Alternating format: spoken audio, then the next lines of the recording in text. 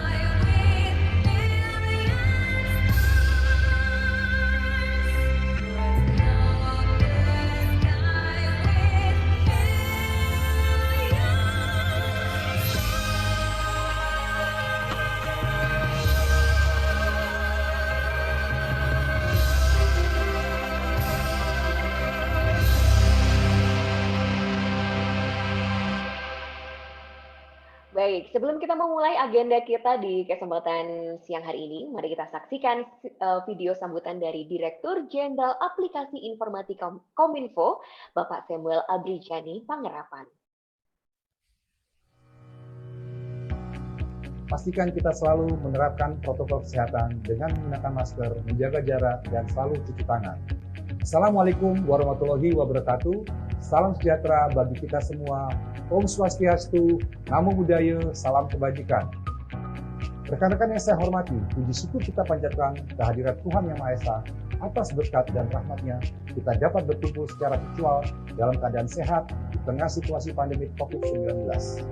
Semoga kita semua senantiasa dilimpahi dengan kesehatan dan damai sejahtera dalam upaya kita melawan pandemi COVID-19. Menjadi kebanggaan tersendiri bagi saya untuk membuka acara ini, di mana acara ini merupakan sebuah kegiatan yang diadakan oleh Kementerian Kominfo bekerja sama dengan Cyber Kreasi di bawah kerangka program literasi digital. Sebagaimana yang telah kita ketahui bersama, kehadiran pandemi dan pesatnya perkembangan teknologi telah mengubah cara kita beraktivitas dan bekerja.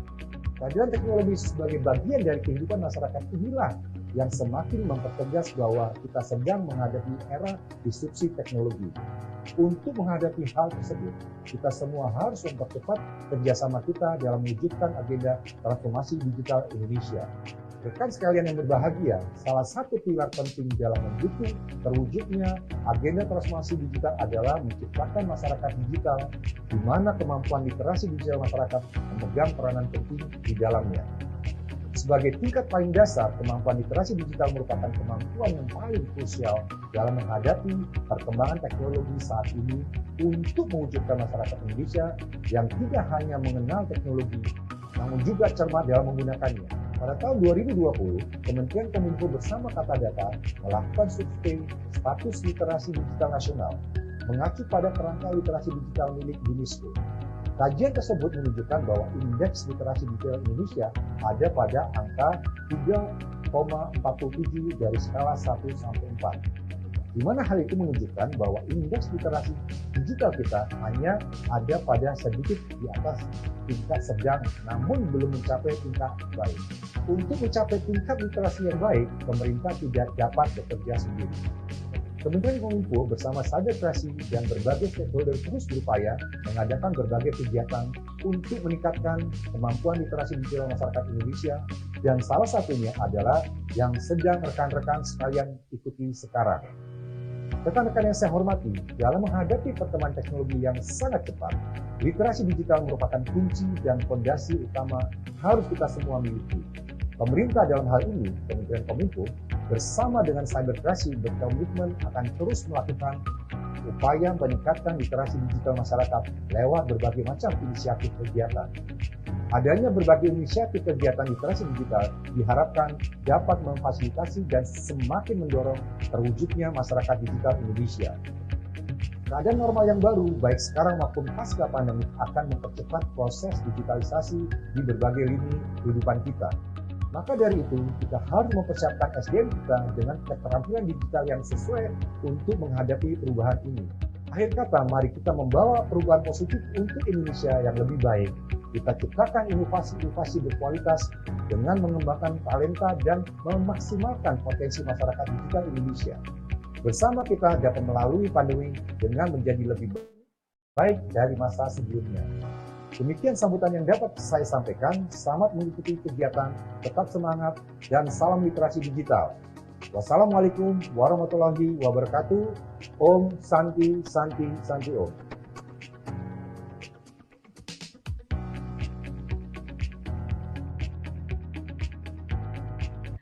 Nah, baik, itu dia tadi sambutan dari Bapak Samuel Abrijani Pangerapan. Dan kita masuk ke acara berikutnya nih, teman-teman. Jadi di era digitalisasi seperti sekarang ini, bisa dibilang perilaku orang dalam mengkonsumsi sebuah produk maupun juga berbelanja itu berubah total. Apalagi sejak efek pandemi ya, di mana orang males banget mau ke toko gitu, akhirnya mereka menggunakan aplikasi ataupun berbelanja melalui online. Nah, oleh karena itu tidak hanya UMKM aja yang perlu go digital, tetapi seluruh stakeholder juga perlu gitu. Nah, dalam hal ini PT Pos Indonesia membuat suatu terobosan dalam kemudahan bertransaksi dengan mengeluarkan produk digital payment yaitu PosPay. Nah, nggak hanya dengan PosPay transaksi bisnis jadi lebih mudah, tapi juga memudahkan untuk pembayaran tagihan-tagihan lainnya. Nah, di kesempatan hari ini sudah hadir Mbak Sasa Laksmayana selaku Asisten Manajer Media Placement PT Pos Indonesia yang akan memberikan informasi terkait salah satu produk digital wallet dari Pos Indonesia yaitu PosPay. Penasaran seperti apa? Silahkan Mbak Sasa. Oke, terima kasih Mbak Alia atas waktunya. Saya izin share screen ya. Siap.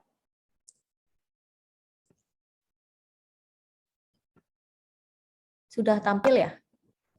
Sudah Mbak. Oke, terima kasih. Selamat siang semuanya. Assalamualaikum warahmatullahi wabarakatuh. Perkenalkan, saya Sasa dari kantor Pos Indonesia. Saya di bagian media placement di produk PosPay. Nah, seperti yang kita tahu teman-teman bahwa saat ini pembayaran secara digital tuh sangat banyak sekali digunakan ya, mulai banyak banget macamnya. Bisa dari mulai dari yang pertama itu kartu debit, kartu kredit, terus kemudian online banking, sampai sekarang itu pembayaran sudah bisa melalui handphone mana aja, melalui scan QRIS.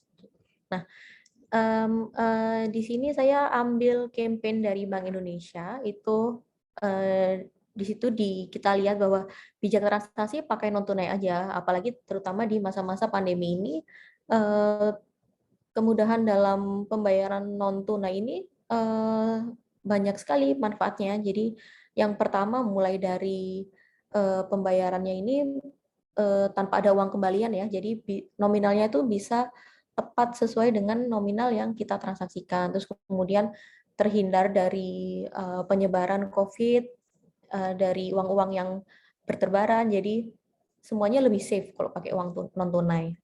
Nah, kalau kita lihat dari beberapa tahun ke belakang ya, terutama di tahun 2019, dari grafik yang paling atas kita lihat bahwa transaksi uang elektronik per tahun itu di tahun 2019 bisa mencapai 145 triliun rupiah untuk nilainya.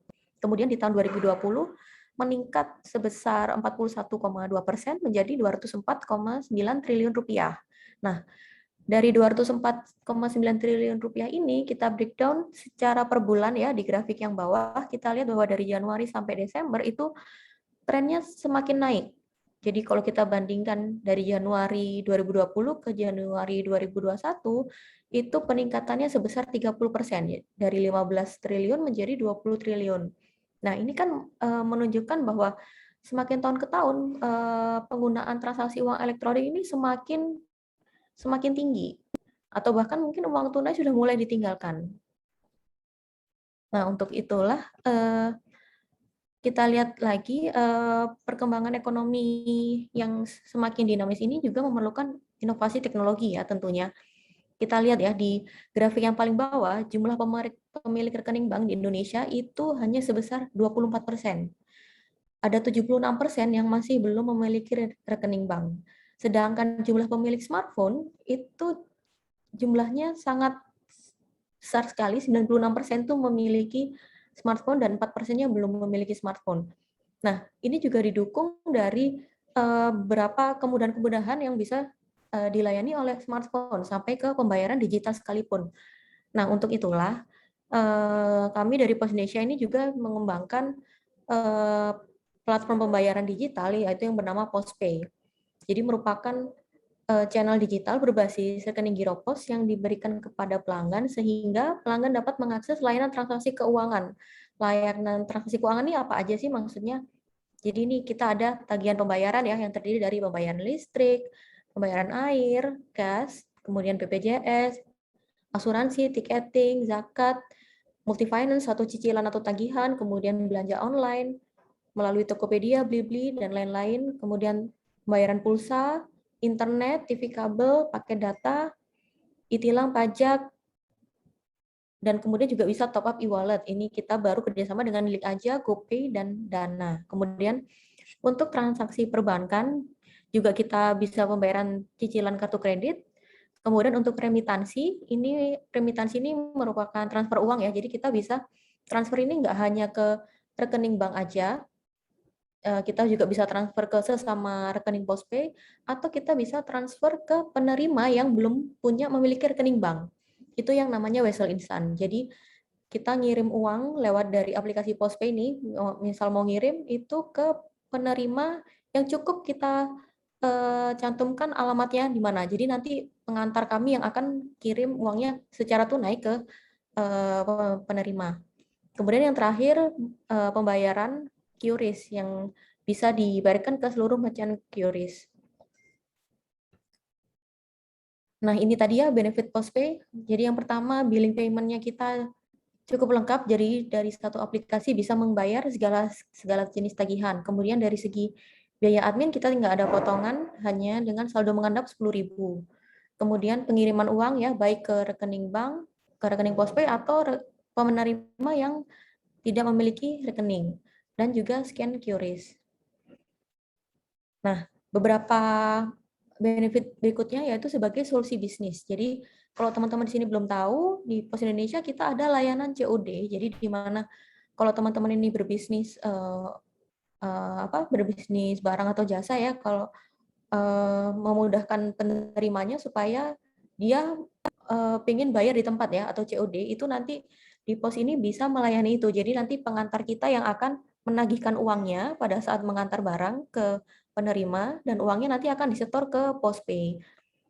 Nah, kemudian yang kedua, rekening tujuan pembayaran bisnis. Jadi tanpa harus memiliki rekening bank, kemudian menjadi agen payment point atau postpay agen ya. Jadi teman-teman ini nanti kalau misal kayak mau memberikan jasa jual pulsa gitu ke temannya, nanti ada kayak sharing fee-nya, itu pakai postpay agen. Nah, kemudian jenis-jenis rekeningnya ini ada 3, ada Lite, ini pengguna baru, jadi untuk teman-teman yang baru install ini jenis rekeningnya masih Lite, itu maksimal saldonya 2 juta. Kemudian kalau di-upgrade ke Lite Plus, itu maksimal saldonya menjadi 10 juta. Nah, untuk upgrade yang paling tinggi itu yang reguler, itu nanti nggak ada batas saldonya, jadi bisa unlimited, dan semua fitur-fiturnya juga lebih banyak yang bisa dieksplor. Nah, di mana sih bisa download aplikasi postpay ini? Ini kita sudah ada di 2 platform ya, di iOS sama di Android. Silakan teman-teman cek di Play Store sama App Store, itu bisa langsung install sekarang, registrasi sekarang. Nah, untuk cara top up-nya itu juga bisa melalui kantor pos atau melalui rekening bank. Nah, kalau rekening bank ini kita baru tersedia di VA-nya BNI, Mandiri, atau BCA. Nah, kalau teman-teman ada rekening bank yang di luar 3 bank ini, bisa menggunakan transfer antar bank, tapi tetap menggunakan virtual account dari salah satu dari 3 bank ini. Nah, sekarang kita lihat sebentar ya video untuk install dan registrasi postpay-nya. Berikut tutorial instalasi dan registrasi postpay. Bagi pengguna Android dan iPhone, postpay bisa diunduh melalui Google Play Store ataupun App Store. Setelah diunduh, klik install aplikasi dan berikan semua izin untuk aplikasi postpay. Untuk pembuatan akun baru postpay, silakan buka aplikasi postpay. Klik buat akun, isi nama lengkap sesuai dengan KTP, nomor handphone, email. Apabila Anda memiliki kode referral atau kode promo, silakan ketikkan di kolom kode referral. Atau silakan kosongkan jika tidak memiliki kodenya. Selanjutnya, klik kotak sebagai tanda Anda setuju dengan syarat dan ketentuan. Anda akan mendapatkan kode OTP melalui SMS ke nomor yang sudah didaftarkan saat awal registrasi. Masukkan kode OTP Anda, isi username, password, dan konfirmasi password. Kemudian, masukkan PIN transaksi, konfirmasi PIN. Selamat, rekeningmu berhasil dibuat. Bagi yang sudah memiliki rekening Giropos, setelah membuat akun, Anda akan mendapatkan pilihan untuk menghubungkan rekening Anda. Masukkan nomor rekening, nama ibu kandung, tanggal lahir, nomor NIK, klik kotak setuju, Masukkan PIN transaksi, konfirmasi PIN, selamat, rekeningmu berhasil disambungkan.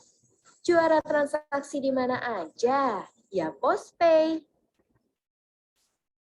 Nah, itu tadi ya video-video tentang tutorial registrasi untuk Postpay. Nah, untuk di bulan ini kita lagi ada program promo. Jadi bagi teman-teman yang pertama kali baru registrasi Postpay, itu akan otomatis dapat saldo 10.000 dan voucher pulsa 10.000.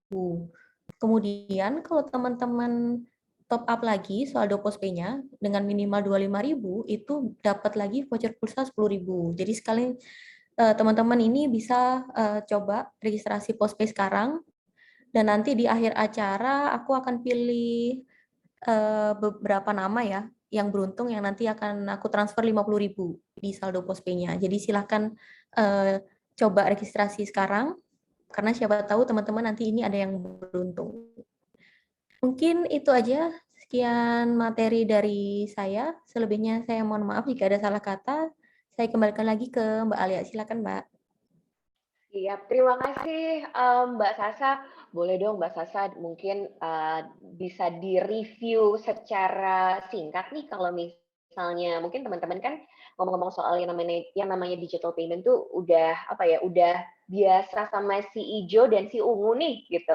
Nah, kira-kira sebenarnya apa yang paling membedakan Postpay sendiri dengan kedua digital wallet itu atau digital payment itu, Mbak? Ya, jadi gini Mbak, kalau perbedaan benefitnya ya, kalau dibanding yang lain, kalau di Postpay ini bisa pembayaran untuk tagihan-tagihan itu lebih macam-macam. Jadi bisa bayar apa aja sebenarnya di Postpay. Terus kemudian kita juga bisa transfernya itu bisa ke rekening bank atau ke rekening atau ke penerima yang belum memiliki rekening. Oh, oke. Jadi Berarti itu yang kalau misalnya ada keluarga mungkin kayak agak di desa gitu yang dimana mungkin nggak punya rekening, kan kadang kalau orang-orang tua kan nggak semua punya rekening gitu ya. Jadi kalau mau kirim uang ke rumah mungkin atau ke keluarga gitu lebih mudah ya Mbak ya. Pakai itu, nggak perlu jauh-jauh harus ke kantor pos ngirim wesel, ini pakai aplikasi udah bisa. ya bisa. Oke. Jadi pembayaran apapun bisa dilakukan di Postpay. Oke, siap. Terima kasih Mbak Sasa untuk sharing-sharingnya. Nanti di akhir acara kita bakal undi 2 pemenang yang nanti akan mendapatkan hadiah saldo Postpay senilai Rp50.000, nanti bakal langsung ditransfer top up sama Mbak Sasa. Oke, makasih Mbak Sasa.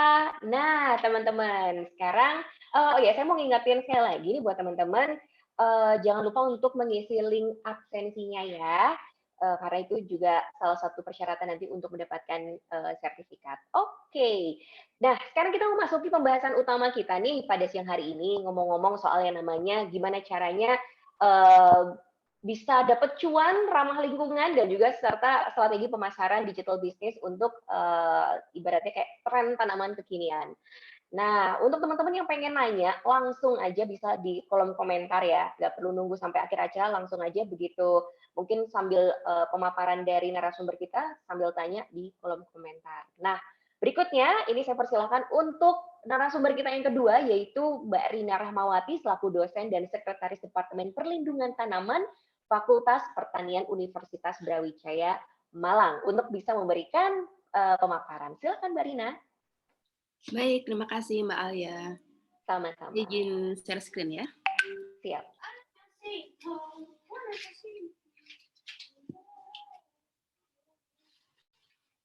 Baik, apakah sudah terlihat?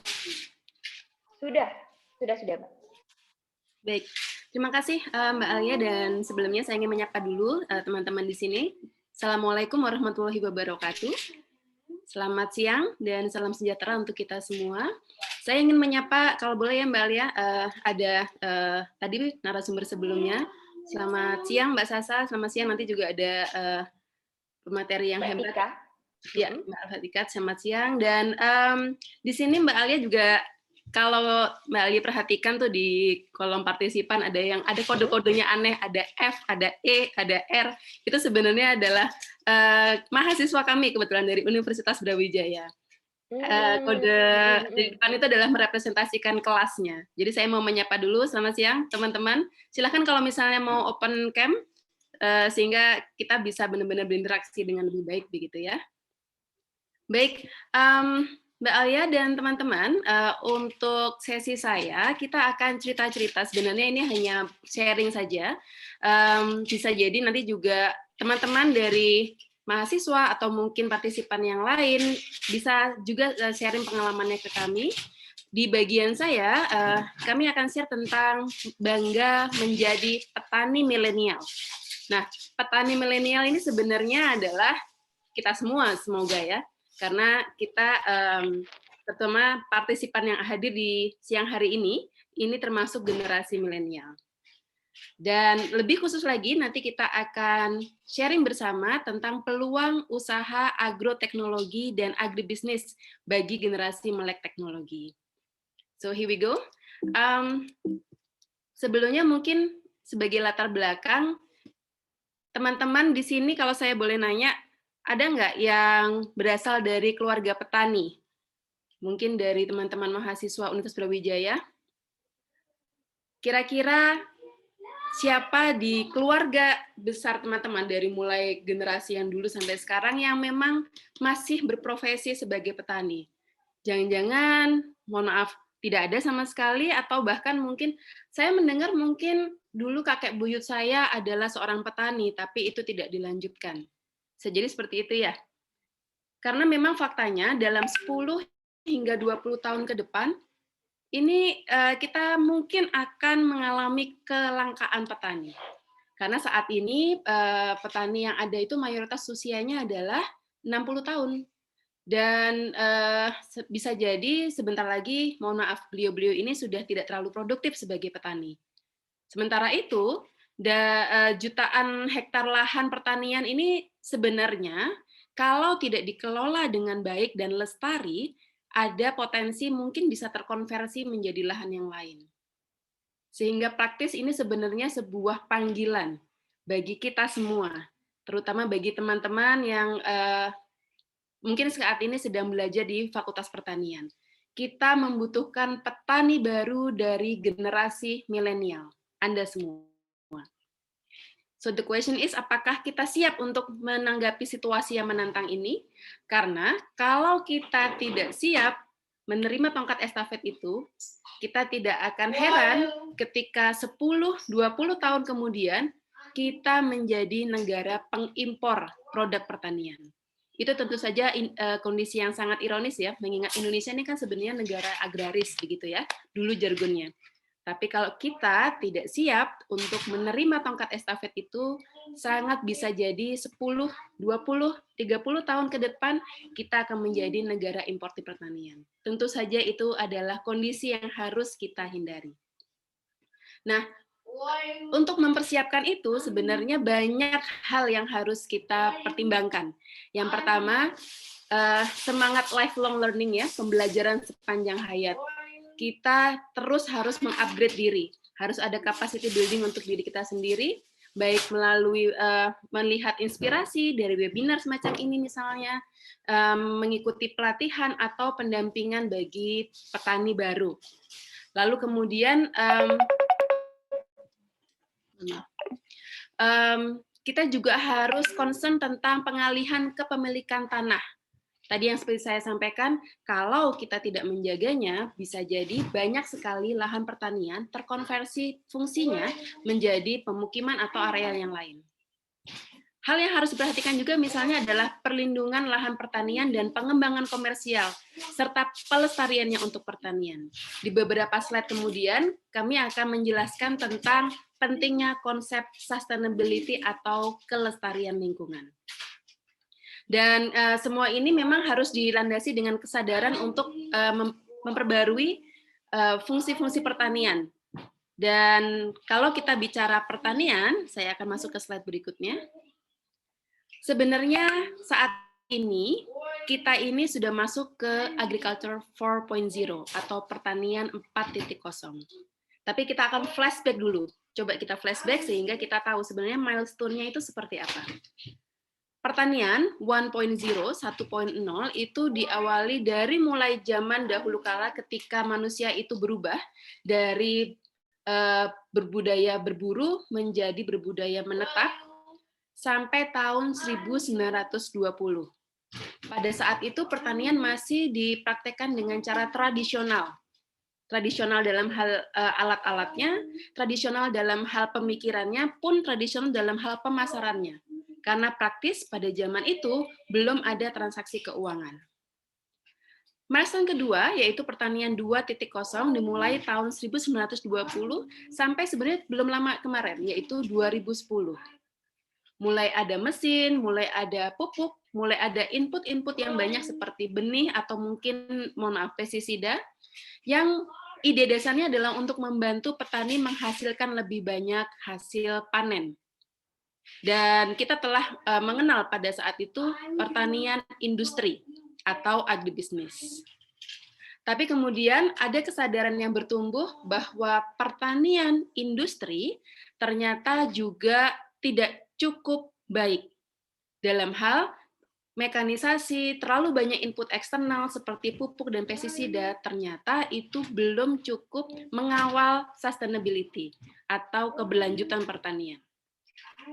Sehingga dari tahun 2010 sampai tahun 2016 kita masuk di era pertanian 3.0 di mana sudah mulai mengenal sistem informasi yang ditandai dengan teknologi mesin yang telah dimodifikasi dalam skala yang lebih luas. Sehingga ketika di pertanian 2.0 itu pertaniannya masih skala petak, maka di pertanian 3.0 kita mulai mengenal pertanian skala landscape atau landscape agriculture. Ketika sudah landscape agriculture, maka praktis butuh sistem informasi. Sudah mulai terbangun di situ. Dan milestone yang penting adalah dari tahun 2016 sampai saat ini, kita mengenal adanya pertanian presisi atau precision agriculture, yang dikombinasikan dengan teknologi informasi digital, yaitu big data, lalu kemudian internet seluler, cloud computing, dan kekuatan jaringan yang telah digunakan dalam smart farming. Apa itu smart farming? Nanti kita akan jelaskan dalam slide-slide selanjutnya. Tapi bersiap teman-teman, karena sebenarnya pertanian 4.0 itu bisa jadi bukan fase akhir atau fase teradvance dari pertanian. Kita sebenarnya sedang menghadapi sebentar lagi yang namanya agriculture 5.0 atau pertanian 5.0. Yang kata kuncinya di utilization of AI, artificial intelligence, IoT, Internet of Things, dan machine learning. Pertanian 5.0 ini diprediksi dimulai pada awal tahun 2050. Tapi jangan heran, jangan kaget kalau bisa jadi pertanian 5.0 ini akan dimulai lebih cepat lagi. Ini semua bergantung pada adaptability ya, bagaimana kita semua itu bisa mengadopsi AI, artificial intelligence, dan IoT, Internet of Things. Di pertanian 5.0 ini memang idenya adalah membuat pertanian cerdas atau smart farming, smart agriculture, yang tumbuh secara eksponensial karena kuncinya adalah kita menguasai data, big data. Dan itu menjadi decision making proses, basic untuk decision making proses, sehingga kemudian semua itu berbasis data. Namun yang ingin kami sampaikan adalah semua pertumbuhan pertanian ini dengan segala teknologi yang baik harus kita imbangi dengan pemahaman tentang konsep sustainability. Nah, di beberapa slide kemudian nanti saya akan menjelaskan tentang sustainability, tapi sebelum itu kita ingin lihat dulu sebenarnya kalau kita sudah terpanggil sebagai petani milenial, apa saja kira-kira challenge-nya, tantangannya di masa yang akan datang. Nah, kita tahu saat ini kita hidup dalam bumi yang dalam tanda kutip sedang tidak sehat. Kita hidup dalam global warming, kita hidup dalam climate yang selalu berubah-ubah, ada ketidakpastian terkait cuaca, dan tidak hanya itu, ada force major saat ini, misalnya terkait dengan pandemi, maka juga ada uncertainty atau ketidakpastian terkait harga, yang implikasinya menjadi ada ketidakstabilan terkait pendapatan. Kalau kita dengar banyak sekali berita-berita bahwa ada beberapa petani yang, mohon maaf ini ironis sekali, misalnya menggratiskan panenannya karena panenannya dihargai dengan harga yang sangat rendah. Padahal kita tahu untuk bisa panen pun di era seperti ini sebuah perjuangan yang luar biasa. Nah, selain itu pembatasnya petani di saat ini dan di masa yang akan datang misalnya adalah masalah konektivitas, masalah networking. Lalu kemudian masalah sebenarnya consciousness atau kesadaran akan manfaat dari produk pertanian.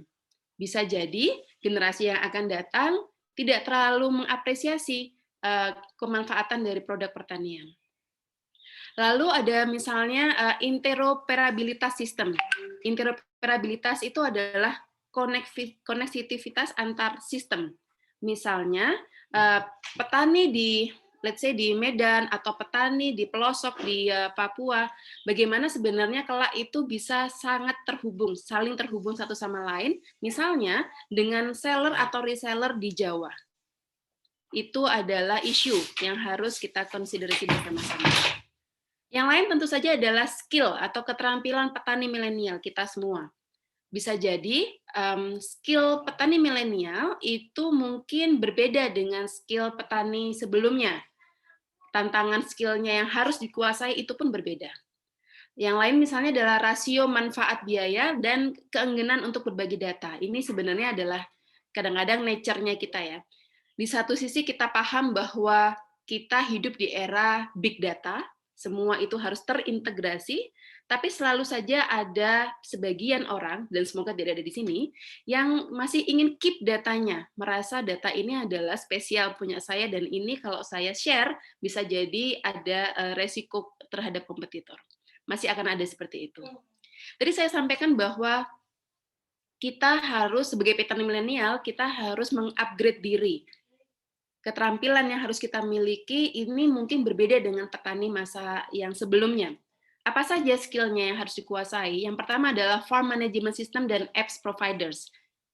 Kalau nyun sewu, kita tanya ke kakek kita yang mungkin berpraktek pertanian sudah mulai dari tahun 1945 misalnya, tentu saja beliau tidak mungkin menyampaikan bahwa kamu harus menguasai apps providers ya, karena itu belum eranya. Tapi saat ini petani itu harus menguasai digitalisasi seperti apps provider. Yang kedua, skill yang harus dimiliki adalah B2B atau business to business ecosystem platform. Harus mulai ada kesadaran bahwa kita tidak bisa bergerak sendiri sebagai petani milenial, ini semua harus berjejaring. Bahkan bagus kalau ada di antara petani-petani milenial ada yang punya ide untuk membangun platform bersama. Sehingga ini menguatkan ekosistem di antara petani-petani milenial yang lain. Yang lain yang mungkin masih terkait adalah National or Regional Data Hubs. Ini terkait dengan platform tadi ya. Bagaimana kita bisa menghubungkan satu provider pertanian dengan provider lain, satu provider pertanian dengan konsumen pertanian, dan satu provider pertanian dengan middleman-nya atau seller atau reseller. Lalu kemudian skill yang lain misalnya adalah high value data sets from public sector, dari sektor publik. Ini juga harus bisa dikuasai, misalnya tentang geospatial data, tentang data tanah, tentang data lingkungan. Ini semua harus bisa dikuasai dan menjadi tools untuk pengambilan keputusan di lahan teman-teman.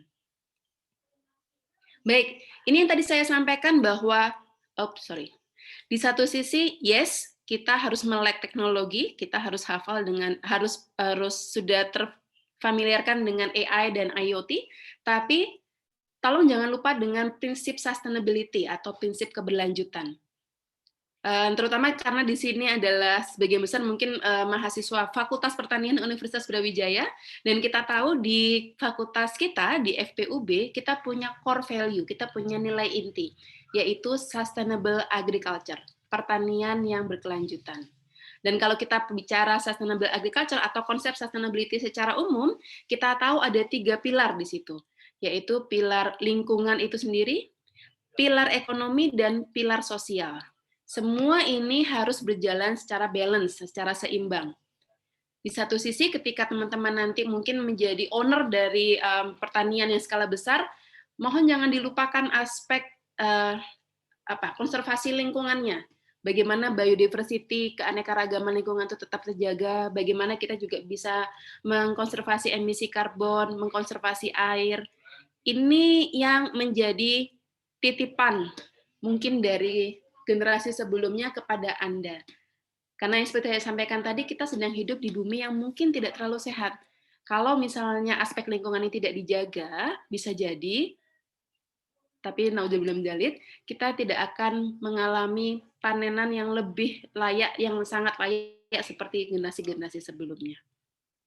Untuk di aspek ekonomi, tentu saja ketika teman-teman nanti menjadi pengusaha, teman-teman harus pastikan itu layak secara ekonomi.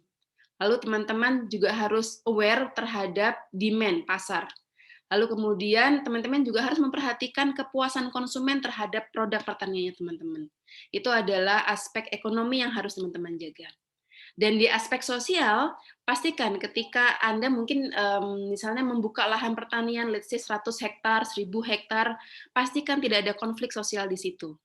Dan kuncinya adalah harus tetap berkoordinasi antar lembaga, dan yang paling penting lagi, harus tetap menjaga kearifan lokal atau indigenous knowledge.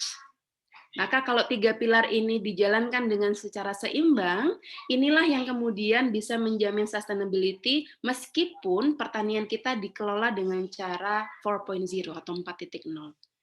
Ini sebuah titipan ya dari kami, mohon jangan dilupakan aspek sustainability ini. Baik, selanjutnya kita akan coba lihat beberapa peluang pertanian di era milenial, dan ini sengaja kami bagi menjadi 2 bidang, yaitu agroteknologi dan agribisnis. Sebenarnya 2 bidang ini tidak bisa terpisahkan satu sama lain. Agroteknologi itu lebih ke pilar on farm, sedangkan agribisnis itu lebih ke pilar off farm. Nah, untuk agroteknologi biasanya berfokus pada budidayanya itu sendiri, lalu kemudian tentang ilmu tanahnya dan ilmu perlindungan tanaman. Baik, ini adalah beberapa potensi. Mungkin ini langsung saya skip saja ya. Sekedar informasi saja nih mungkin Mbak Alia dan mungkin teman-teman di luar Universitas Brawijaya, bahwa ini adalah salah satu indikator sebenarnya saat ini generasi muda itu sangat tertarik dengan dunia pertanian. Indikatornya adalah salah satu program studi di Fakultas Pertanian di Universitas Brawijaya, yaitu program studi agroekoteknologi. Ini selama 4 tahun belakangan ini menjadi program studi terfavorit di UB. Artinya yang peminatnya paling banyak.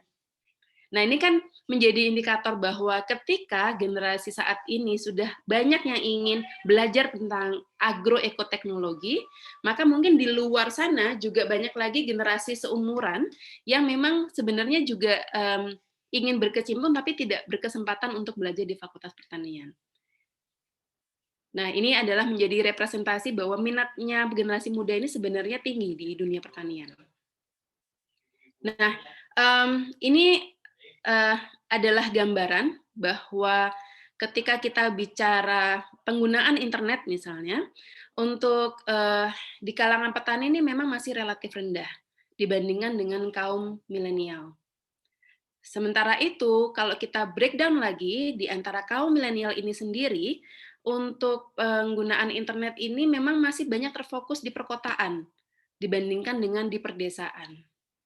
Di satu sisi ini bisa dikatakan adalah challenge ya, tantangan. Tapi kalau kita bisa menarik benang merahnya, angka yang seperti ini bisa menjadi potensi. Sekarang pertanyaannya, bagaimana kita bisa menghubungkan teman-teman yang menggunakan internet di perkotaan dengan lahan pertanian yang mungkin notabene sebagian adalah di pedesaan.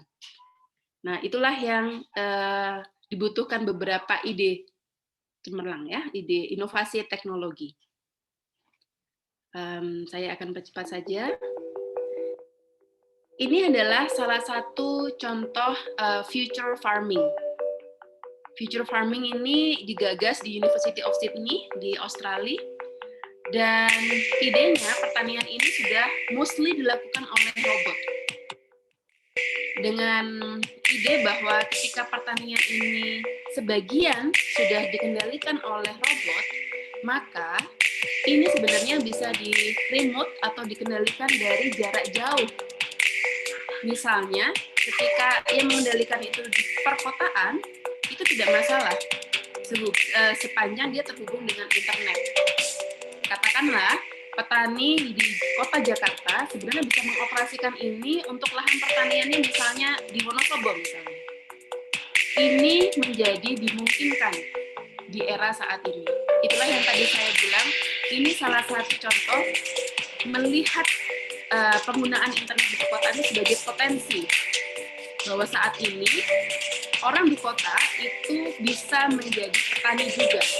Tidak harus langsung ke desa, tapi bisa meremote dari jarak jauh, dari rumah mereka di kota.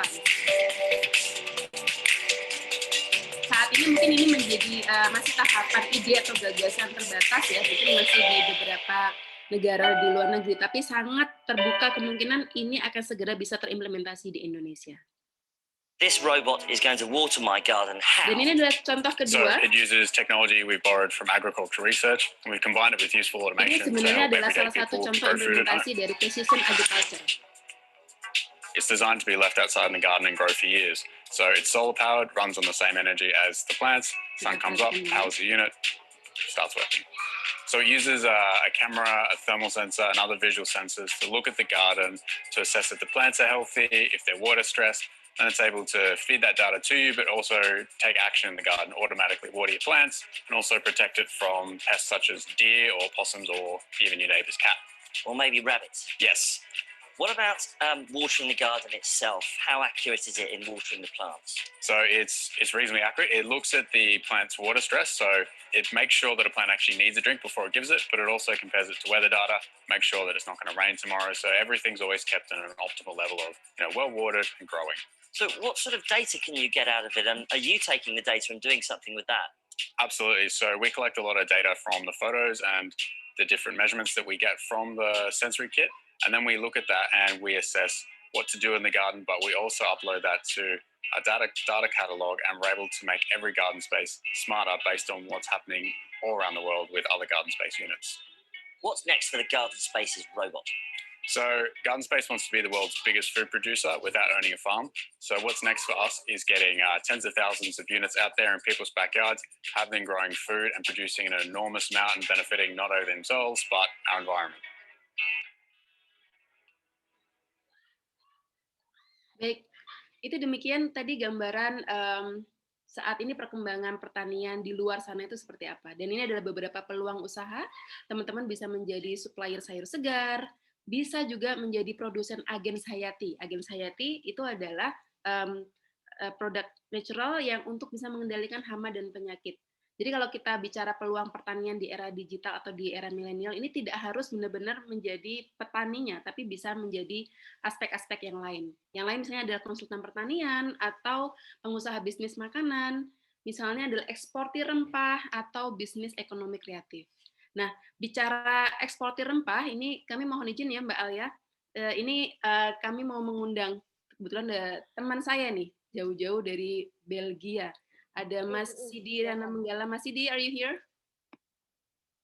Mungkin Halo. Kalau boleh di spotlight, could you open up your camera, please? Yang Mas Sidi. Oke. Hai. Ya, teman-teman, Mas Sidi ini live bergabung dari Belgia ya, dari Ghent University. Selamat pagi Indonesia. Actually selamat siang sekarang. Selamat siang. Oh, di saya masih selamat pagi. Salam kenal semua. Oke, salam kenal. Kalau boleh di-sharekan Sidi, tadi kan saya sempat mention salah satu peluang usaha adalah dengan menjadi eksportir rempah. Atau secara umum sebenarnya kalau kita boleh dengar dari Sidi, pertanian di Eropa misalnya, ini trennya saat ini seperti apa dan apa yang peluang yang mungkin bisa dijajaki dari teman-teman Indonesia kaum milenial ini untuk bisa masuk ke pasar Eropa. Share sekitar 1 menit, 2 menit gitu bisa nggak, Mas Sidi? Of course. Okay. Jadi kami di Eropa itu untuk sistem pertanian itu sudah embedded sama prinsip bioscience technology. dalam hal ini untuk precise farming, habis itu remote farming itu sudah dilakukan. Dan rata-rata budidaya pertanian itu ada yang small scale hingga large scale. Tapi seperti contoh negara di Belanda itu sebagai sentra produsen terbesar untuk tomat. You wonder, right? Kenapa negara sekecil itu menjadi sentra produsen tomat di dunia? Karena itu mereka menggunakan prinsip untuk technological farming, yang precise farming, yang dengan di dalam greenhouse. Tapi jangan putus harapan, Indonesia tetap dibutuhkan di produk-produk hasil pertaniannya, utamanya spices, ya. Saya sendiri ada peneliti spices, karena spices itu dari Indonesia membutuhkan agroklimat untuk tropical plants, jadi sangat yang tidak ada dimiliki di Eropa, dan itu kita tidak bisa merekayasa climatic situation, mau dalam greenhouse pun itu tidak sesuai. Jadi salah satu contohnya kemarin ada seorang dalam pameran rempah-rempah di kota Antwerpen, ada masih muda juga, dia mempromosikan dan dia komitmen menjual untuk produk mokaf dari Banjarnegara. Kemudian dia melakukan MOU signing sama seorang buyer dari Belanda. So the opportunity is still there buat teman-teman yang di Indonesia. Apa yang dikatakan oleh Rina itu sangat betul sekali. Jadi memang harus ada melakukan transformasi dari sisi teknologi dan pertanian, tapi juga jangan melupakan local principle, karena tidak semua pihak di Indonesia itu bisa langsung adaptasi proses pertanian yang tradisional ke modern. Dan itu butuh pendampingan dan pembinaan yang akurat, kalau tidak akan salah kaprah. Dan sekali lagi saya juga katakan ini pesan penting, kalau mau memahami pertanian, kamu harus pakai topi petani, kamu harus terjun ke lapangan, don't just be the seller. Karena kalian harus memahami dari situasi panen kapan, harus tahu dari sisi kualitas kapan, karena akhirnya itu ketika masuk ke Port of Antwerpen atau Rotterdam, kalian memberikan produk yang jelek, it will be burned. Itu akan dibakar dan akan dibuang, dan kalian akan terkena penalti yang cukup besar untuk satu kontainer. Jadi harus paham perspektif itu juga. Ya mungkin itu dari saya, Mbak Rina. Oke, makasih banyak Mas Sidi. Ini semoga bisa memberikan semangat sendiri buat teman-teman di sini yang calon petani milenial, dan kalau memang misalnya ada yang hubungin saya untuk bisa mengakses pasar di Belgia, saya boleh konekkan dengan Mas Sidi nggak? Ya boleh, saya punya perusahaan namanya Spiceland Indonesia. Ya, dari benar. Science to action base, jadi harus seperti itu. Jadi gini, ini pesan terakhir buat teman-teman yang ada 120 orang. Anything related with aksi itu harus berlandaskan kepada penelitian, ya. Karena jangan jadikan Indonesia itu sebagai data referensi berupa laporan saja yang terjadi seperti kelapa sawit, akhirnya menjadi bumerang kembali buat Indonesia. Everything needs to be scientific based. Kalau enggak, ya kita akan kalah bersaing. Kalau kita hanya menjual produk tapi nggak ada pengetahuan di dalamannya, ya udah jadi bumerang aja gitu loh. Ya itu sih. Oke, makasih Mas Sidi. Yes. Mbak Alia, saya izin sedikit lagi share screen, karena tadi sempat di-mention tentang capacity building ya sama Mas Sidi, kita harus terus belajar. Ini I'm gonna skip. Sebenarnya masih banyak tadi, tapi mungkin karena kita berhasil waktu, saya langsung share saja ini. Bicara tentang continuous capacity building, sebenarnya teman-teman khususnya di Fakultas Pertanian Universitas Brawijaya, atau mungkin di teman-teman di kampus yang lain, silahkan cari program-program seperti ini. Misalnya School of Agripreneurship, ini kebetulan yang dijajaki oleh FPUB dan lembaga yang bernama FEC Indonesia. Pada School of Agripreneurship ini benar-benar dilatih dari awal sampai akhir menjadi pengusaha di bidang pertanian. Teman-teman juga akan dibekali keilmuan dan juga akses channeling out. Nah, cari informasi tentang capacity building activity seperti ini. Yang lain misalnya tentang penerapan entrepreneurship melalui program pelatihan yang digagas oleh Kementerian Pertanian. Kita tahu ada program petani milenial dan Millennial Agriculture Forum. sebenarnya di luar sana banyak sekali forum-forum pelatihan pertanian semacam ini. So find yourself a good scientist gitu ya. Itu saja dari kami. Terima kasih sekali dan selanjutnya saya kembalikan lagi ke Mbak Alia. Selamat siang. Oke, selamat siang. Terima kasih Mas Didi dan juga Mbak Rina. Kayaknya benar-benar membuka cakrawala banget nih ya. Karena maksudnya mungkin buat teman-teman juga mahasiswa yang pengen nyoba-nyoba berbisnis, mungkin tahapannya nih baru sampai kayak aku harus usaha apa nih kalau misalnya di bidang pertanian. Tapi ini udah membuka cakrawala bahwa wah ternyata usaha di bidang pertanian itu bisa juga loh diekspor gitu. Nah ini kita lanjutkan ke narasumber kita yang ketiga. Ini dari Kebun Sultan ada Mbak Tika. Halo Mbak Tika. Nah ini buat teman-teman yang mungkin belum tahu tentang Kebun Sultan. Jadi sebenarnya Kebun Sultan ini adalah satu UMKM yang mereka membudidaya juga sih, memanfaatkan limbah dari hasil pertanian untuk dijadikan satu produk baru gitu sih. Kayaknya bakal seru deh untuk ngobrol-ngobrol langsung sama Mbak Alfatika. Mbak Halo, Alfatika. selamat Halo. siang Mbak Alia, Mbak Rina, boleh keren sekali share. Ya, oke. Thank you banget Mbak Alia dan terima kasih juga saya ucapkan kepada Mbak Rina dan Mbak Sasa tadi sebagai pemateri terdahulu. Keren sekali Mbak materinya.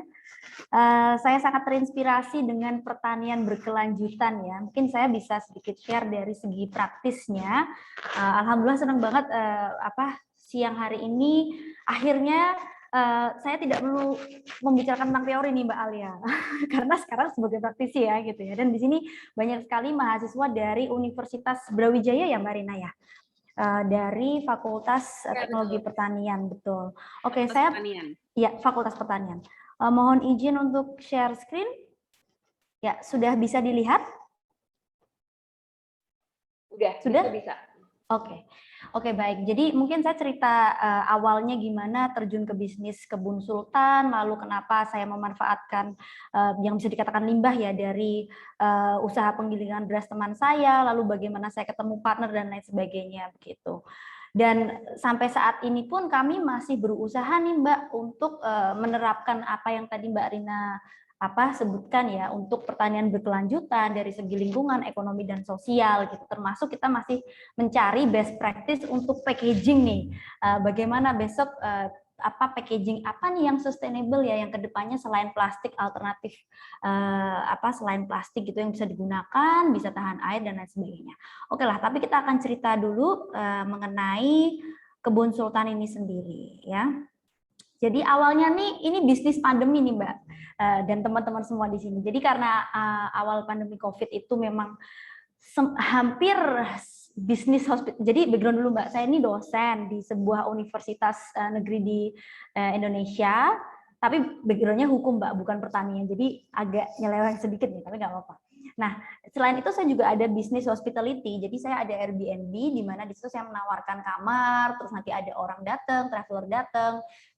Otomatis ketika pandemi ini menyerang ya, terutama di Jogja, bisnis activity saya yang biasanya itu melayani orang, lalu membuka kamar, membuka homestay dan lain sebagainya, itu benar-benar lumpuh total gitu. Dan di saat itu memang di awal pandemi itu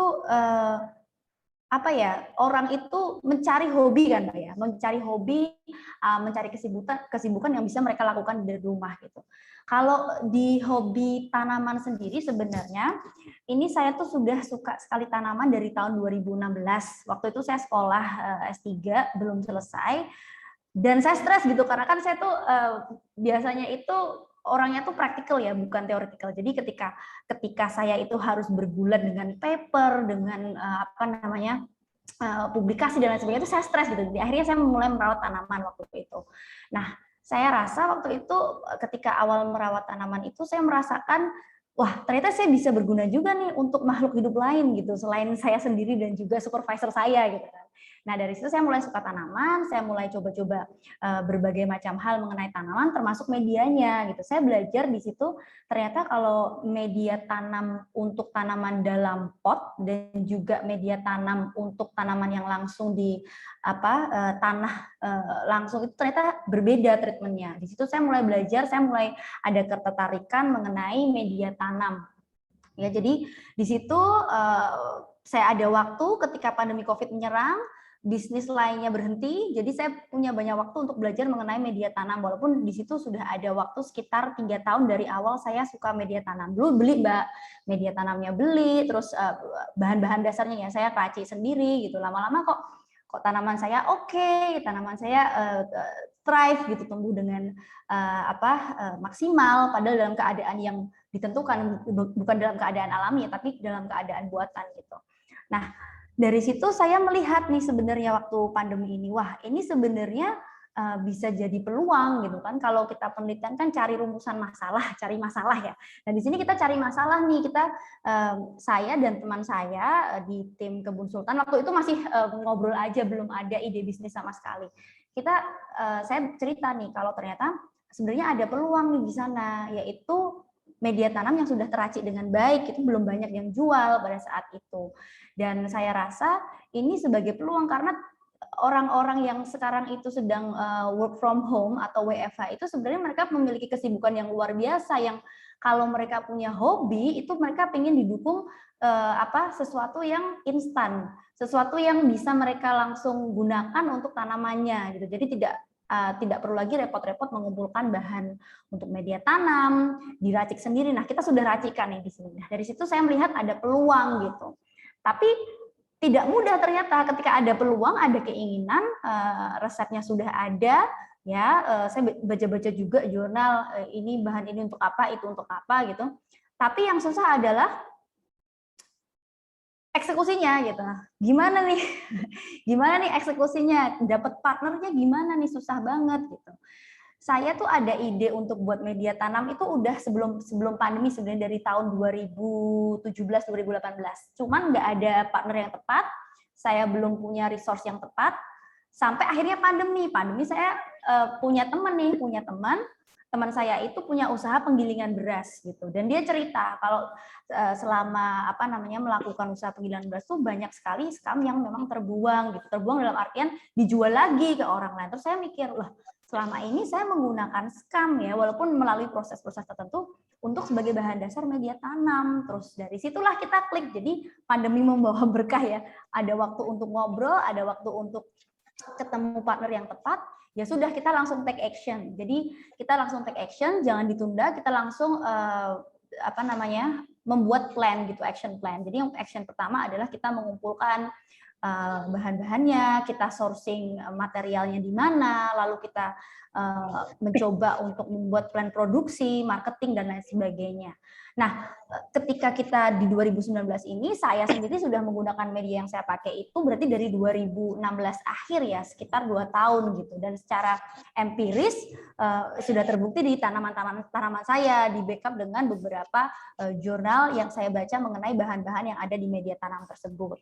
Lalu saya juga konsultasi dengan rekan saya yang juga dosen, tapi dosen pertanian, nih, ahli bioteknologi tanah. Saya diskusi, saya cerita gimana ya ini kalau gini, oh ya udah Tika coba aja gitu.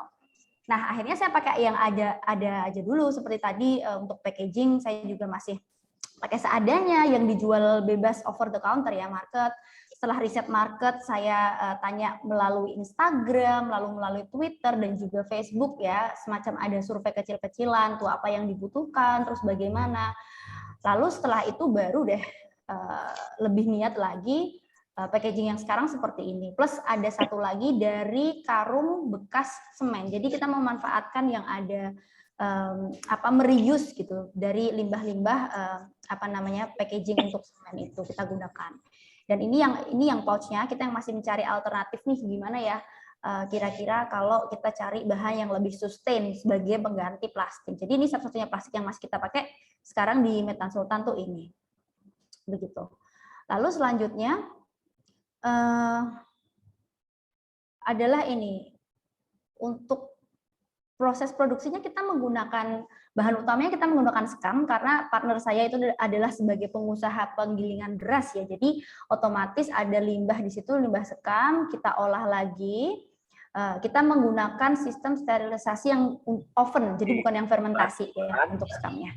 Nah scam ini kan produk sampingan ya, yang dengan kearifan lokal. Karena di Indonesia ini jumlahnya banyak, karena makanan kita utamanya adalah beras ya. Jadi scam ini pasti akan selalu ada gitu, dan kita memanfaatkan dari industri yang sudah well established, yaitu penggilingan beras itu tadi. Jadi kita bisa sebut scam itu adalah produk organik lokal yang sustainable. Kalau kita lihat media tanam tanaman hias ya, ini konteksnya tanaman hias bukan tanaman untuk makanan atau sayuran gitu ya. Nah, itu banyak sekali sebenarnya media tanam impor dari luar negeri yang tidak menggunakan sekam gitu, dan beberapa pecinta tanaman hias di Indonesia itu sedikit mengglorifying media tanam impor itu tadi. Saya pikir kenapa kita tidak menggunakan bahan-bahan yang ada, yang lokal, yang di sekitar kita yang memang sudah ada dan melimpah gitu. Dan kalau melihat petani-petani tanaman hias di Malang, di Bogor, lalu di Ciapus, itu mereka banyak sekali menggunakan sekam dan tanamannya bagus-bagus gitu. Saya cuman heran aja, tren sekarang ini kenapa kok pada memilih media tanam ya, media tanam yang bahan-bahannya itu impor kalau ada yang lokal. Jadi di Kebun Sultan ini kami juga ingin memanfaatkan pertanian keberlanjutan itu dengan menggunakan sekam sebagai produk sampingan dengan kearifan lokal itu tadi. Kita proses juga nih, proses sterilisasinya kita dengan oven gitu. Dan selain kita filter di Kebun Sultan, kita membuat oven sederhana seperti ini. Jadi ini belum pertanian dengan teknologi seperti yang disampaikan oleh Mbak Rina tadi ya. Tapi mungkin kedepannya kita akan lebih memodernisasi sistem produksi dari media tanam Sultan ini gitu.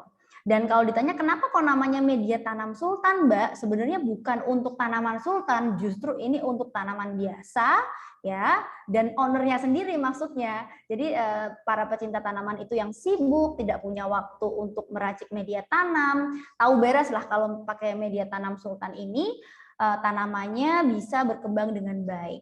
Ya, dan sekam ini adalah sebagai soil conditioner ya, atau pengkondisian tanah media tanam itu tidak sendiri, dia dipasangkan dengan bahan-bahan lainnya gitu. Apa aja Mbak? Di sini ada andam, humus bambu, dan lain sebagainya. Cara pakainya pun sama ya, seperti ketika menggunakan tanah biasa. Gitu.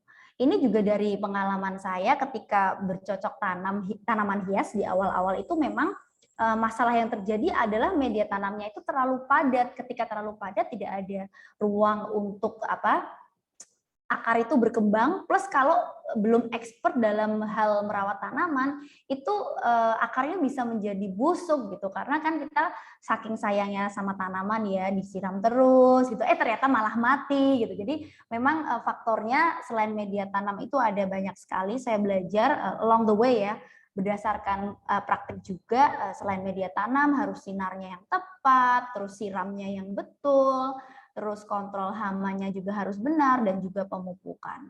Nah, jadi untuk produksi di tim Kebun Sultan tuh ada tim produksi sendiri, tim produksi dan tim marketing gitu ya. Lalu di situ kita memberdayakan limbah produksi beras tuh sebagai bahan utamanya ya, sekam dicampur dengan bahan-bahan tadi yang sudah sedikit saya presentasikan.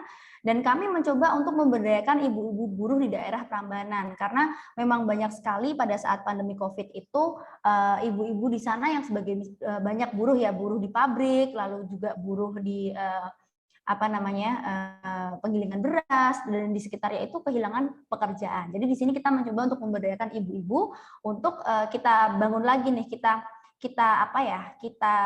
berdayakan lagi supaya bisa menambah penghasilan mereka. Dan kita tentunya sourcing bahan-bahan lokal. Jadi teman-teman kalau melihat komposisi media tanam Sultan itu, kita sourcingnya bahan-bahan lokal semua, ada di Pulau Jawa gitu. Oke.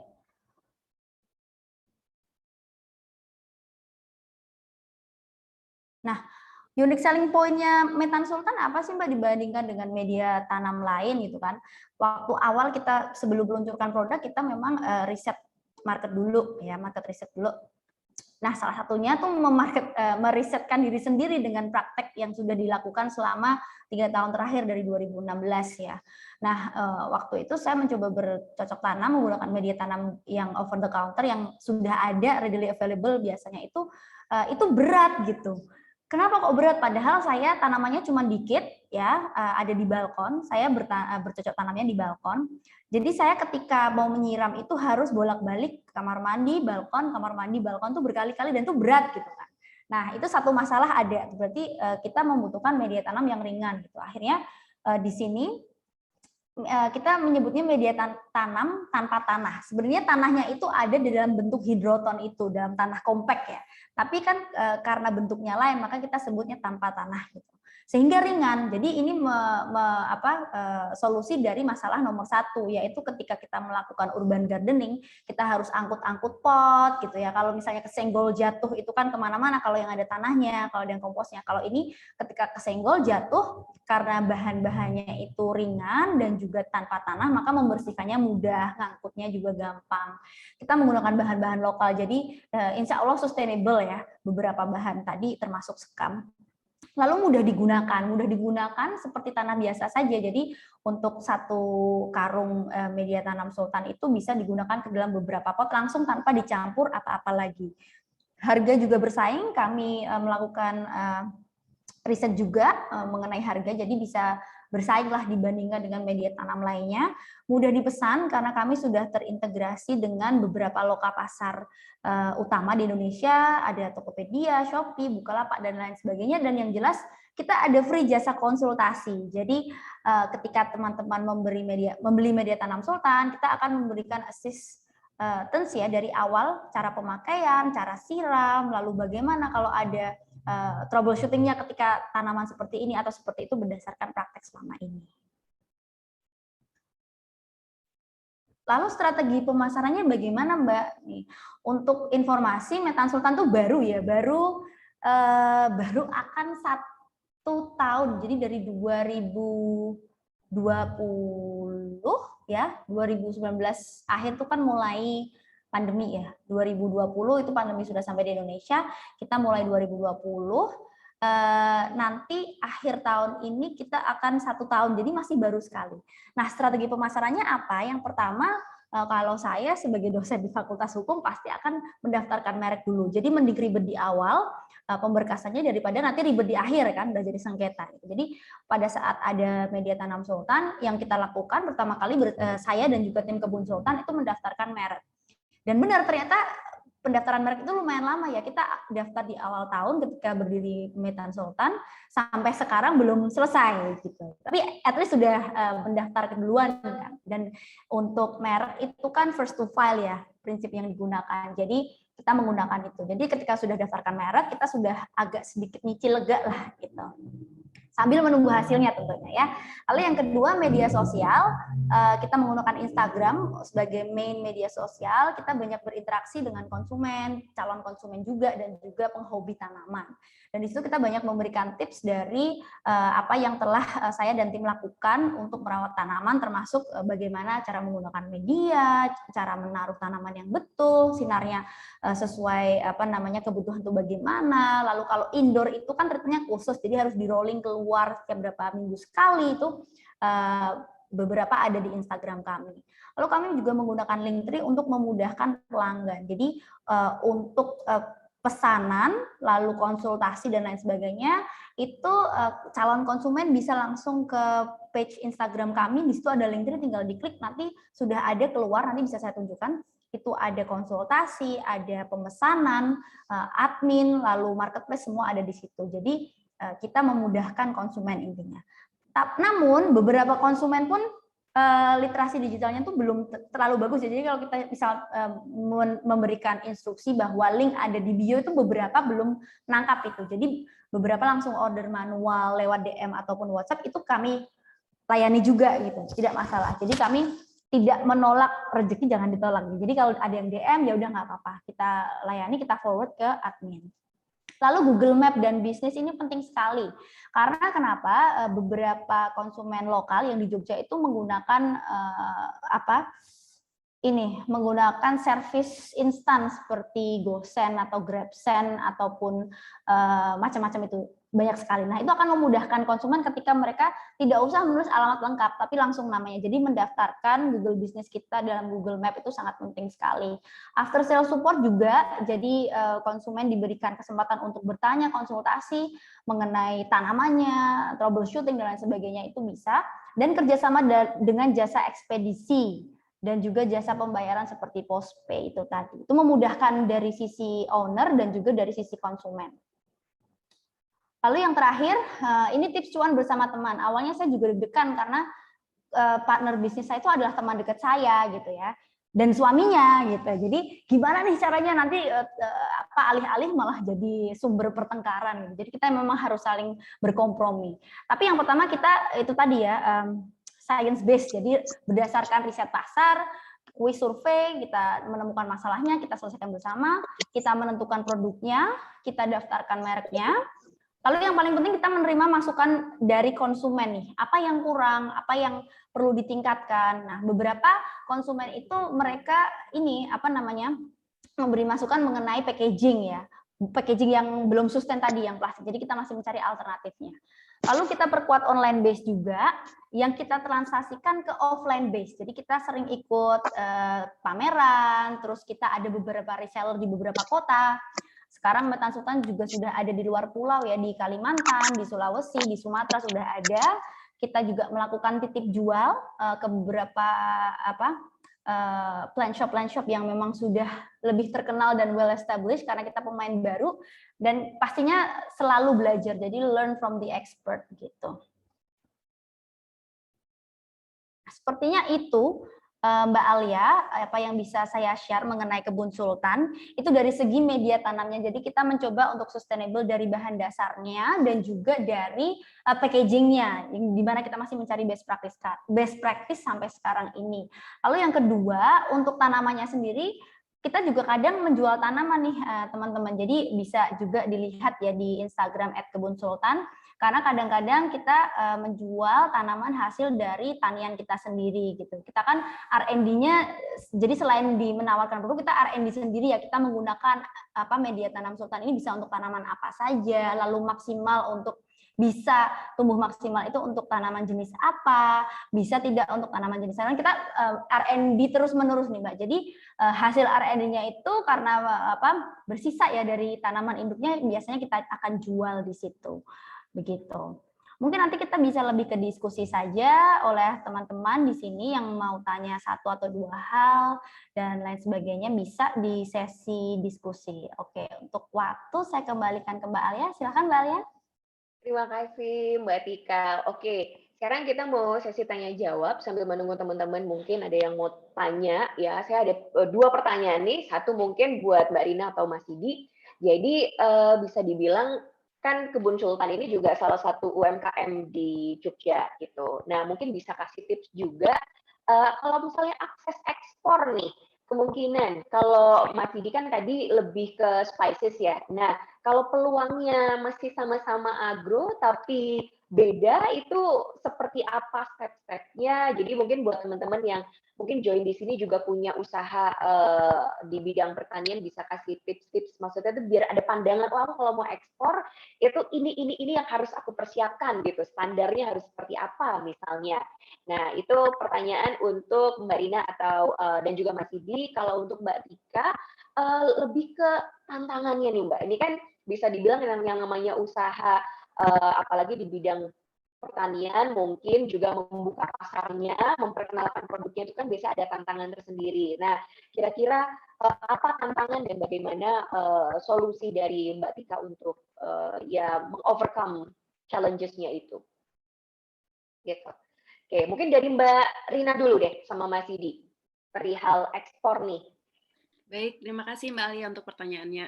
Challenging ya, pertanyaannya luar biasa. Tapi sebelumnya izinkan saya untuk apresiasi Mbak Al-Fatikah, luar biasa Mbak, dari dosen Fakultas Hukum ya, tapi kemudian menjadi praktisi pertanian. I appreciate a lot.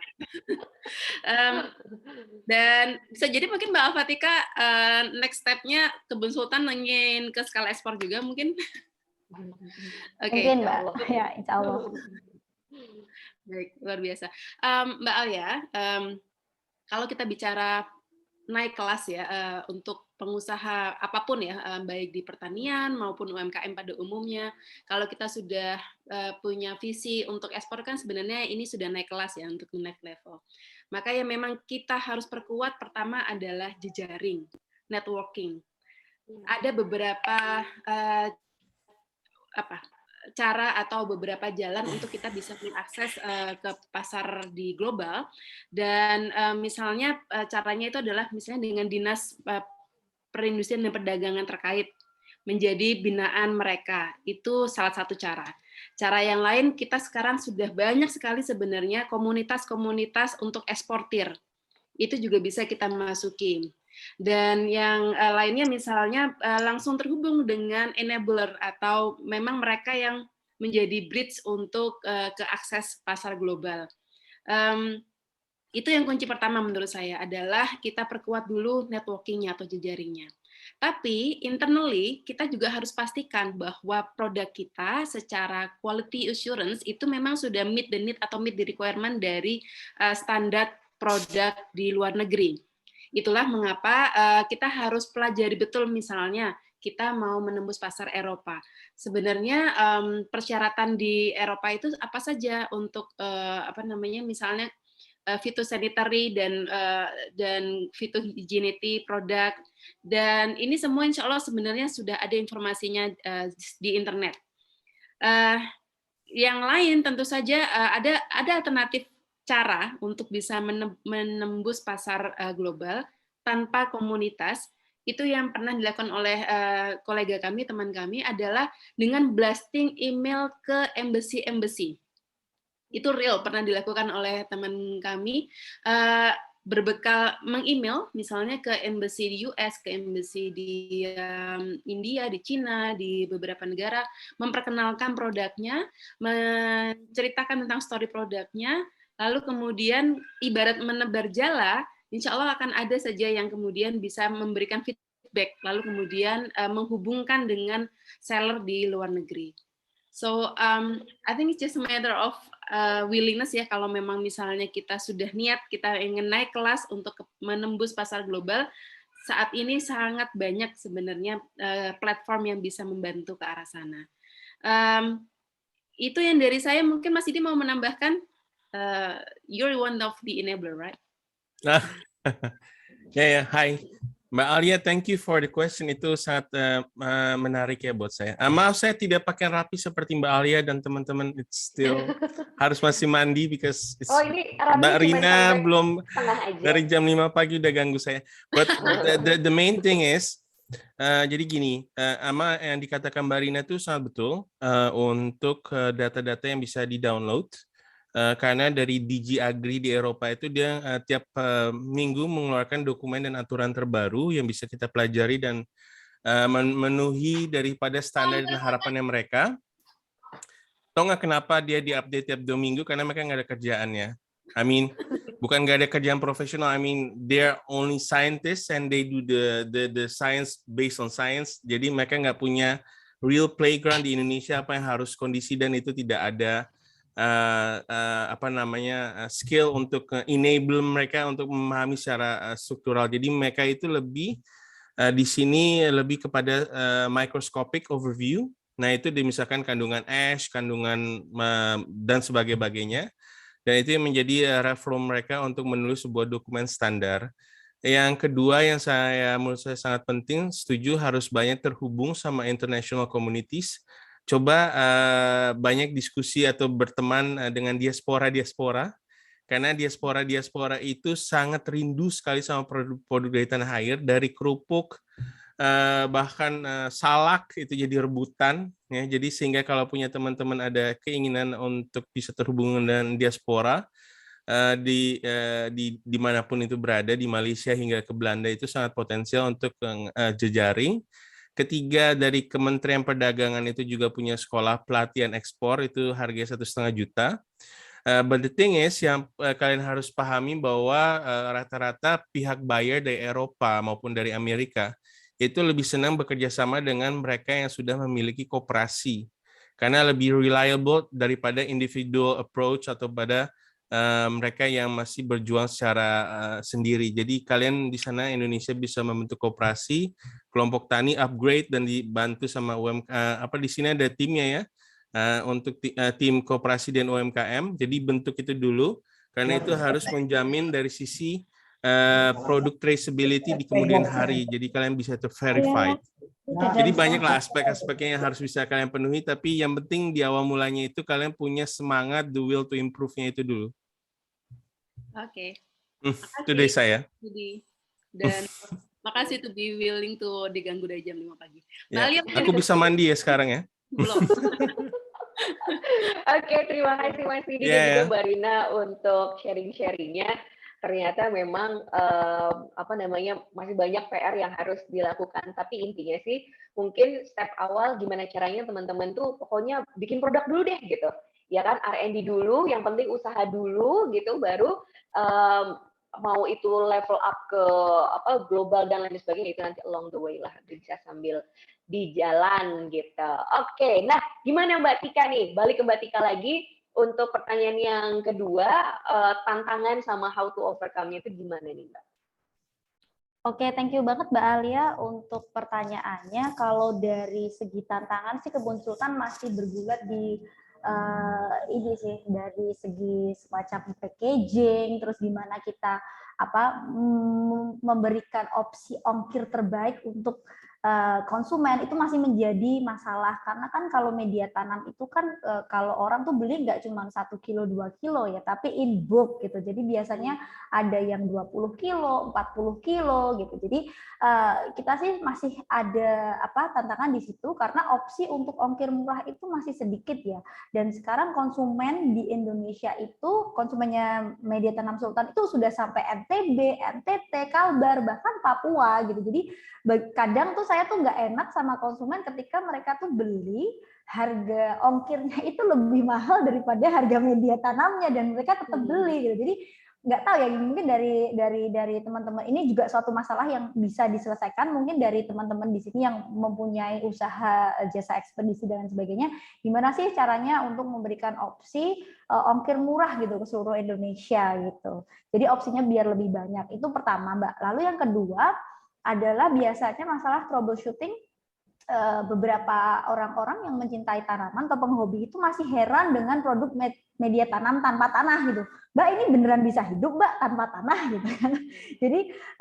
Jadi kita biasanya kasih tips-tips, terus mengedukasi supaya mereka itu sedikit memahami mengenai media tanam dan apa yang dibutuhkan tanaman itu lewat infografis di Instagram gitu. Jadi caranya kita bukan secara nih kamu baca jurnal ini atau kan enggak ya, kasihan ya. Maksudnya kita sebagai awam pun inginnya yang cepat gitu loh, yang cepat, yang menarik informasinya dan yang langsung to the point menjawab pertanyaan. Jadi kita biasanya konsentrasinya di infografis, bikin infografis tentang tips-tips menanam gitu untuk pemula, lalu tanaman apa yang mudah untuk ditanam dan juga dirawat sebagai penghobi awalan gitu dan lain sebagainya gitu. Sampai saya dan tim Kebun Sultan itu membuat cheat sheet. Jadi cheat sheet-nya itu berisi potnya pakai pot apa, media tanamnya yang mana, siramnya ya walaupun mengikuti iklim makro dan mikro di tempat di mana tanaman itu berada, tapi kita kasih semacam panduan lah gitu. Kalau di Jogja kan biasanya di Jogja nih, kalau di Jogja itu suhunya segini, biasanya kalau musim panas tuh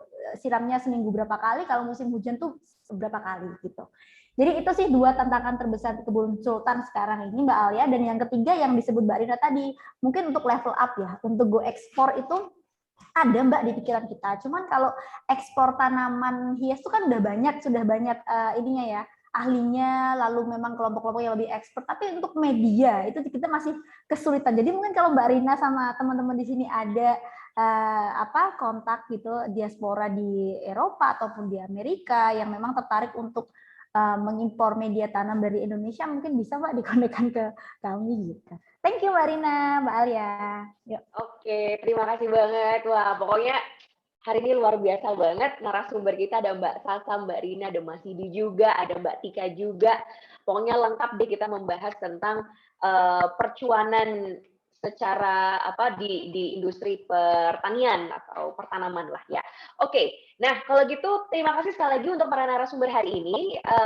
Sebelum kita off, gitu saya mau info dulu, informasikan pemenang yang mendapatkan saldo postpay senilai Rp50.000 atas nama Aditya Aji Noftara dan Siti Nur Aliyah. Nah, yang nantinya akan langsung di top up oleh Mbak Sasa langsung. Top up saldonya. Oke. Nah, sebelum kita off mungkin mau ini dulu, foto bersama untuk mengabadikan kemesraan kita ya pada siang hari ini, udah sore ini sekarang.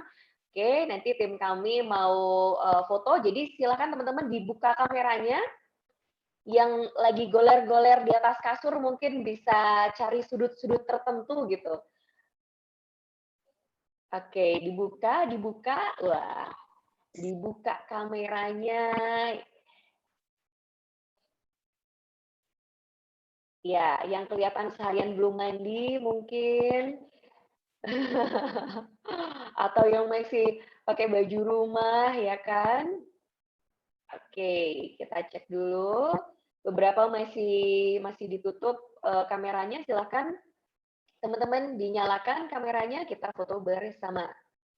Bisa sambil diproses kali ya, Bim.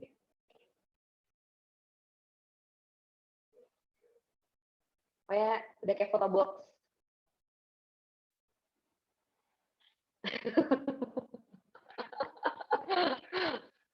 Udah, oke. Terima kasih semua.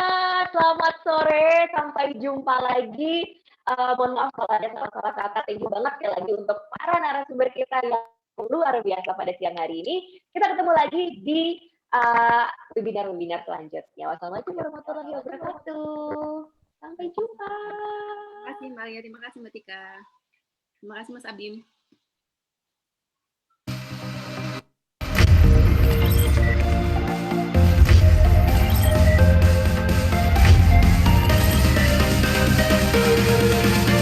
Saya luncurkan program literasi digital nasional hari ini. Hari ini saya menghadiri acara launching modul literasi digital. Ini suatu hal yang penting untuk kita pelajari. Pengalaman yang membuat aku terbuka, pembelajaran-pembelajaran yang kalian tidak dapatkan selama kuliah ataupun sekolah.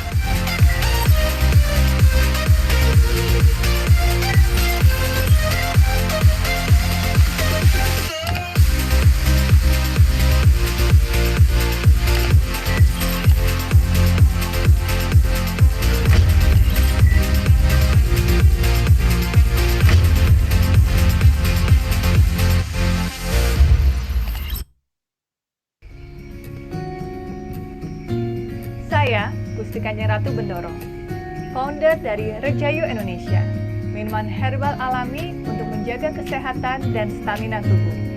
Dalam menjalankan usaha saya, serta melakukan kebutuhan sehari-hari, saya menggunakan postpay.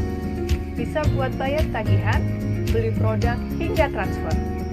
Monggo, kita manfaatkan kemudahan dari Pos Indonesia dengan download postpay sekarang juga. Matur nuwun. Kenapa belakangan ini kok suka panas ya? Panas kan? Kalian udah kena jebakan malware. Orang-orang yang suka ngeklik sembarangan macam kalian ini yang rawan kena malware. Kau lihat HP-nya tuh. Hidup yang mulia! Malware itu bisa disebarkan dan masuk lewat link atau situs yang kita kunjungi, lampiran email, iklan berbahaya, bahkan pesan teks. Makanya jangan suka asal klik sembarangan. Mulai sekarang kita harus lebih aware sama malware.